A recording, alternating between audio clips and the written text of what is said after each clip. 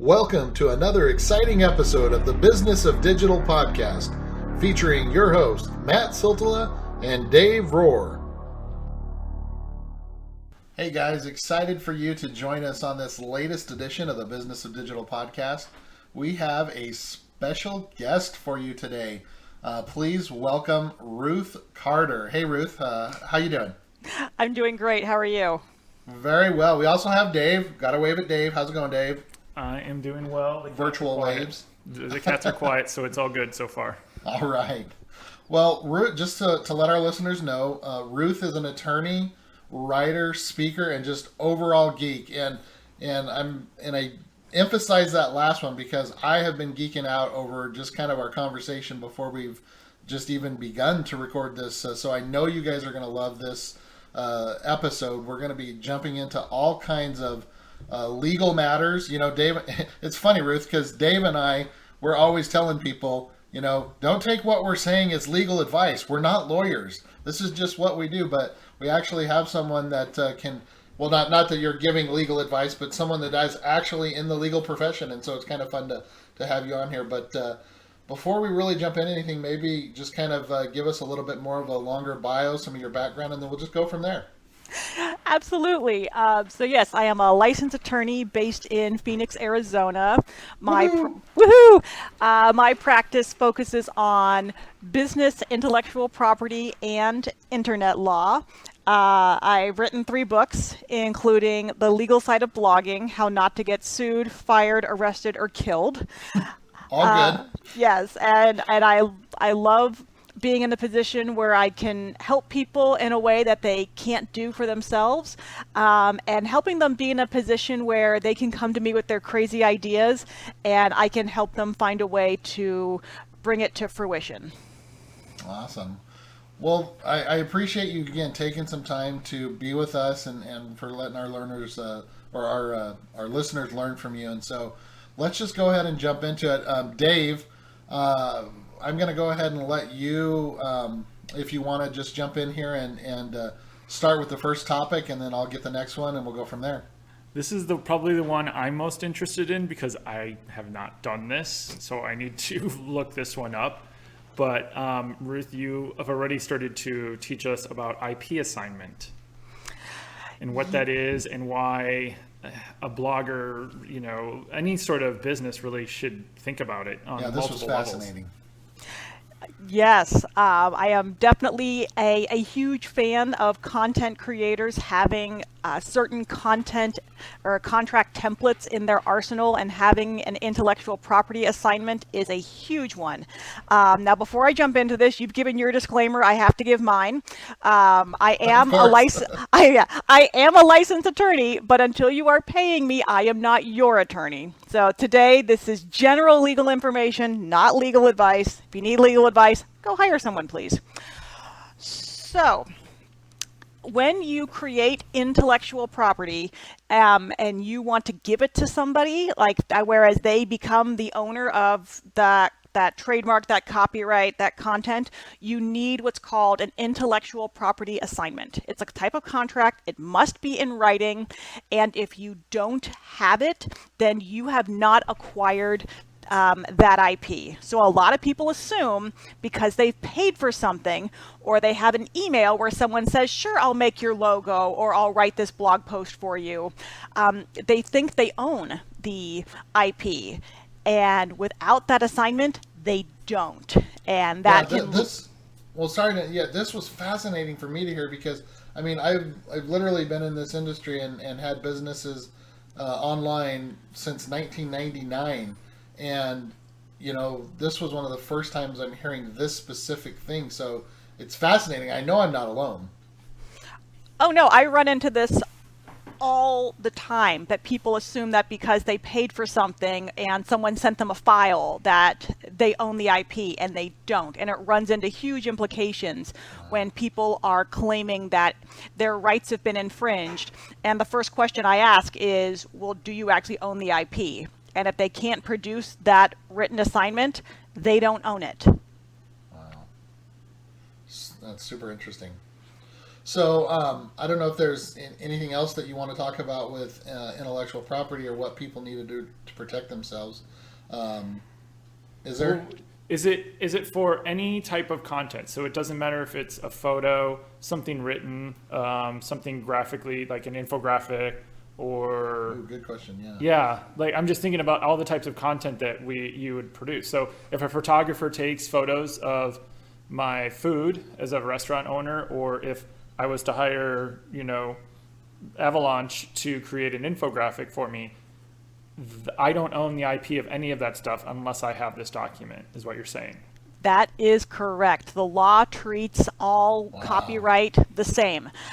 So that is the issue. If you have paid for it, but you don't have that assignment as part of your contract with the person you've hired, you don't actually own it. At best, you have what's called an implied license to use it based on your discussion with the other person. But in terms of the law and actual IP ownership, it remains with the person who created it unless you have a contract that says otherwise. And for someone saying, well, who cares? What can ramifications be? Possibly. I know that's an open-ended question, but so say, a photographer goes, no, you can't use that. I know I took it for you, but now you're using it in a national campaign and I want you to pay me. Or is that something that's possibly could happen? Yes. Okay. It is. I run into that, and I talk with clients about how do you want this to end, and that tells me what I need to do to help them get there. So if somebody was hired to create photos for one project and then the client turns around and uses it in a way that wasn't part of their discussion, that could be infringement. And the client could send a cease and desist letter, could send a bill to say, hey, like you're going beyond the scope of your implied license, you need to buy another one. Or they could sue. It's up to the copyright or IP owner to decide how they want to respond to suspected infringement. And a lot of people assume that the first volley will be a cease and desist letter or something to that effect. But it's not always. Some people start by filing a lawsuit. Wow. And Matt, I think that would be a good segue. I'm going to skip one and we'll come back. But my most expensive story of this example is using an image without the proper copyright. Mm-hmm. And I know you have some other examples too. But what year is it? It's 10, 12 years ago. I may have been looking for some images for a blog post, and I found some really cool ones, and I went and, was on, I think, Flickr at the time or something, and I was, doing my due diligence, and I was at the time actually looking at what the copyright was. Can a business use this? Do I have to pay them? Do I need to just, give credit? What do I need to do? And I somehow posted or pasted into my Excel the wrong link or something, and went and used an image I wasn't supposed to. And after all of the lawyer fees and after paying out for the use of it and still having to take it down, I think the total was between $3,000 and $5,000 in fees and whatnot, just because we used an image that I honestly thought I could use. But I was wrong. And that happens. I was totally wrong. Right. And when people, you at least were trying to do your due diligence. I run into people who just don't care, and they're just like, I'll deal with the problem if and when it happens. And for those people, I say, all right, well, how big is your rainy day fund? Because I've seen people be sued for 6 and 7 figures in these types of situations. So there are people out there who still think they can use any image they find online through like a Google search or something like that, and just, hey, it's on the internet, so I can use it, right? And for those people, I try to explain, like, okay, and they'll say, oh, well, if you give a link and an attribution, you're like giving them credit and you're giving them exposure. And I was like, well, let's look at it from the perspective, not from an image, but like your neighbor's car. Let's say your neighbor had a really cool car and they weren't driving it, but you wanted to give them exposure and let everyone see how cool their car is. So you take it out for a joyride around the neighborhood. You're giving them exposure. We also call that Grand Theft Auto. So you're saying I can't do that? Because my one neighbor has a really cool Mustang. I really love it. You know, I'm not your lawyer, but if you want to do your own experiment and see what happens, good luck to you. Yeah, somehow we ended up in a society where we really understand that you can't use your neighbor's physical possessions without permission. We call that theft. But when it comes to things like images and other IP, we haven't applied the same ideas. And so people think, I can use it, I'm doing them a favor, I'm giving them exposure. It's like, no, that's not how it works. It's up to the owner of the copyright to decide if and where their images will be displayed and who gets to use it. And we even saw that recently. Sorry to get political on you, but Trump, I guess, was using Pharrell's song Happy in his appearances. Oh. And he sent a cease and desist letter saying, hey, dude, like, you don't have permission to use my song. That's mine. So you got to get a license, and he, as the IP owner, assuming he is, has the right to say no. There's been a bunch of that, especially political, and I know not to get political, but there's been a lot of artists, one way or the other, not wanting one side or one person to use it and going after them. I've also seen the flip side to that, where people have been involved in the creation of stock photos, and where they signed a release saying, yes, I know my photo is being used for this stock image, and so they don't own the rights, they don't have any rights to it. And then somebody or some entity that they don't like uses that photograph. And then they get upset because it's their face affiliated with something they don't like. But it's a situation where you signed your rights away, so you don't. You can voice your opinion that you don't like it, but in terms of having rights to stop it, you don't. You know, this is fascinating for me, and it's something I've been thinking about a lot too, because I do photography on the side. It's more of a semi-professional hobby, if you will. Mm-hmm. But you know, a lot of times I'm asked by people at conferences that we speak at, and you know, the search marketing type ones that Dave and I go to. And you know, recently I was asked to take a picture for a colleague, and I did. And she said she was going to use it, you know, she needed a new profile picture, and I'm like, okay, cool, yeah, that's fine. And I, you know, no charge or anything like that. I gave it to her, and all of a sudden I'm seeing this picture that I took of her like everywhere on places, you know, like she's speaking, and it's being used like on professional, more than just like a profile or what I was led to believe. Now again, I'm not like a mean person, and I like this person, I'm not going to go after him or anything, but it got me thinking about stuff like that, because in my mind I'm wondering, okay, well, let's say down the road if I have someone that does that and I don't like that person, you know, do I have any rights to go after them or do anything about that? This is when contracts are really handy to have. And I'm actually on the flip side of that, because you're a semi-professional photographer. I'm a semi-professional model, or at least a hobbyist model. And so I sign model releases. I've actually written the model release for photographers that I've later signed as their model.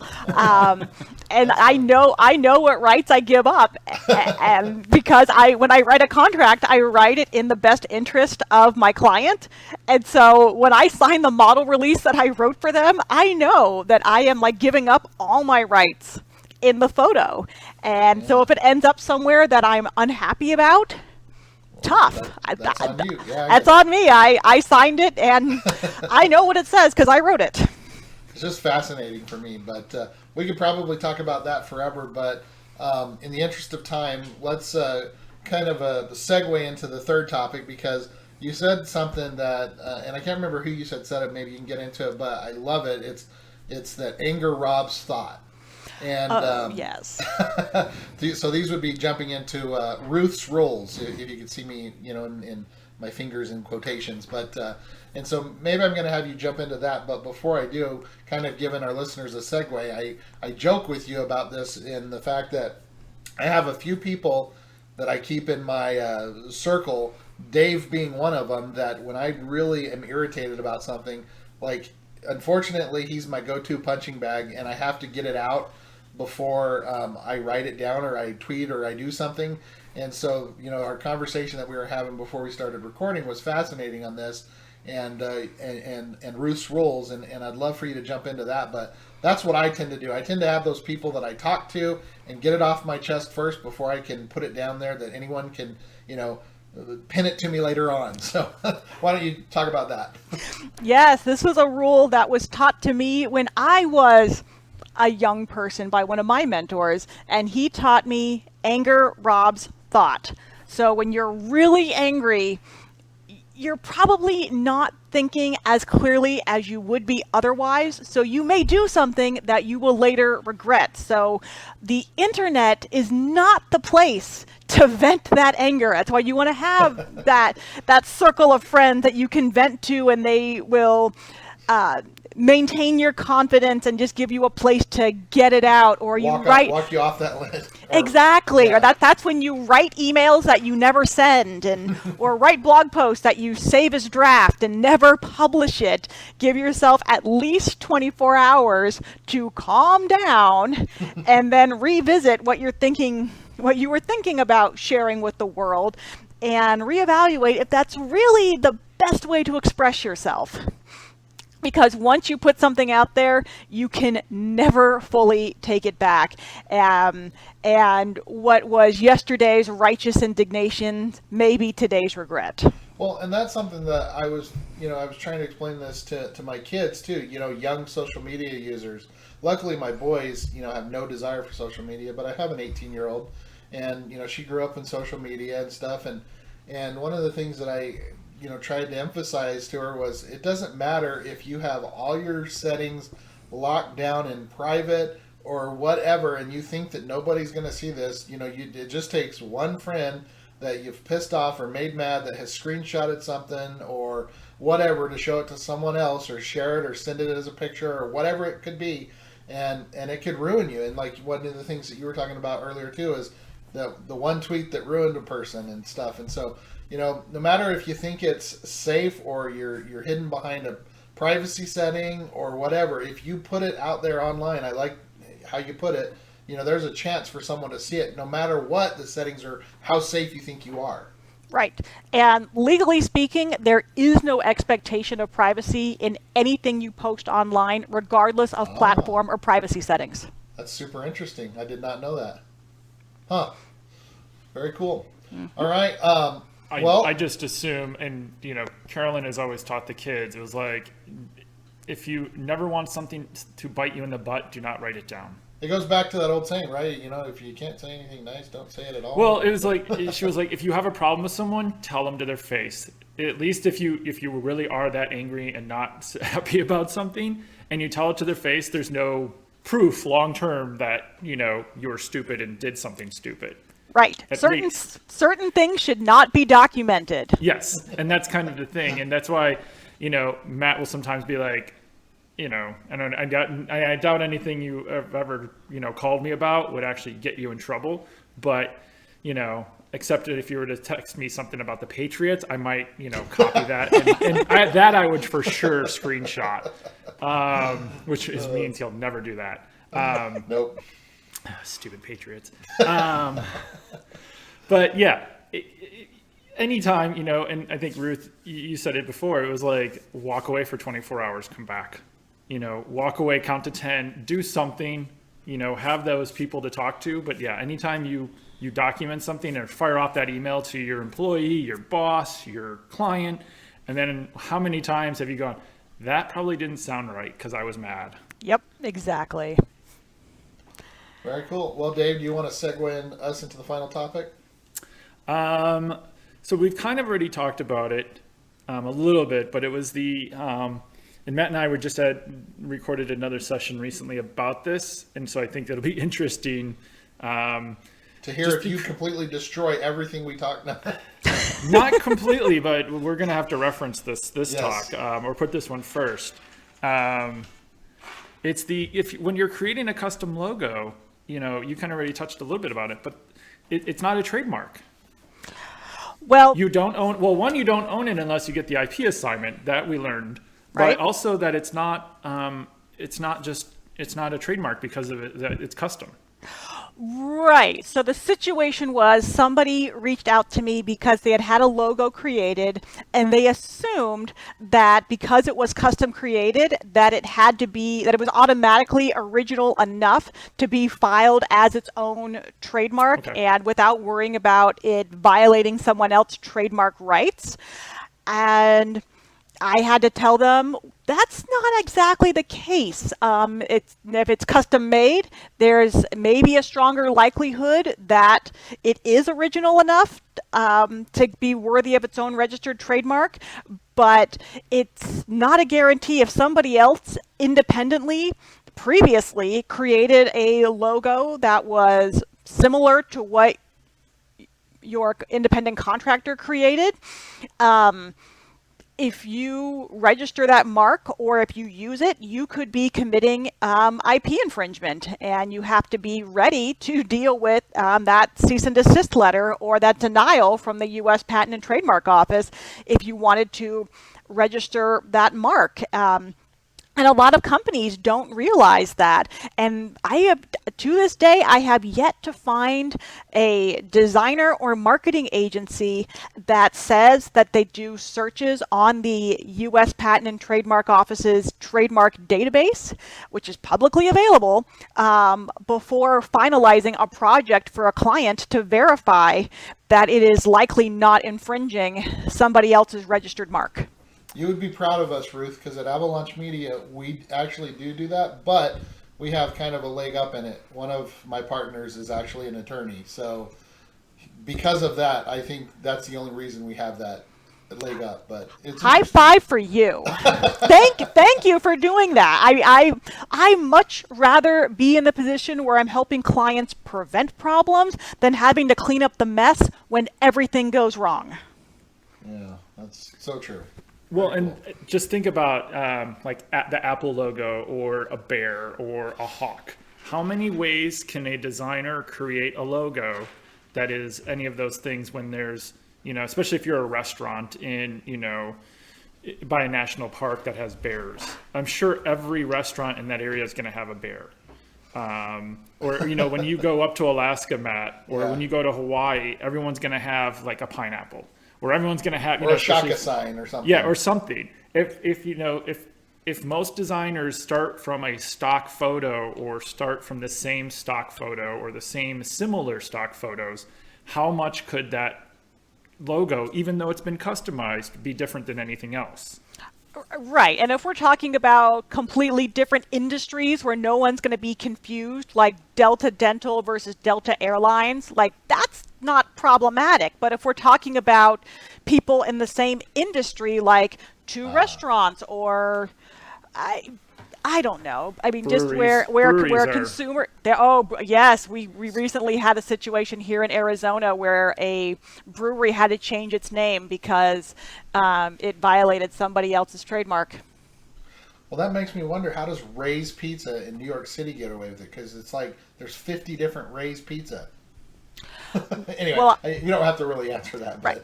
Just made me think of that. Right. Well, that may be getting into the difference between registered trademarks and unregistered trademarks, because if you're not registered, you only have rights based on your geographic markets. So there may only be able to be one Ray's Pizza in the New York area, but you probably can't stop somebody in Jackson, Mississippi from calling their pizza place Ray's.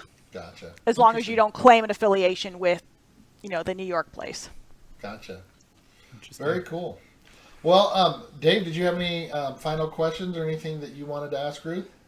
No, I think Ruth, if you want to, we'll drop in some links and stuff. If there's one thing that you could quickly tell people to just watch out for that you see time and time again, I think we probably covered them, but what's the one biggest thing you think that a small business owner or someone that's creating content just kind of goofs? Which one of the things we've talked about or even not talked about? All right. I think the best way I can close out this podcast is to share my 2 rules of thumb that I apply to everybody across the board. Awesome. Number 1, don't post anything online that you wouldn't put on the front page of the newspaper.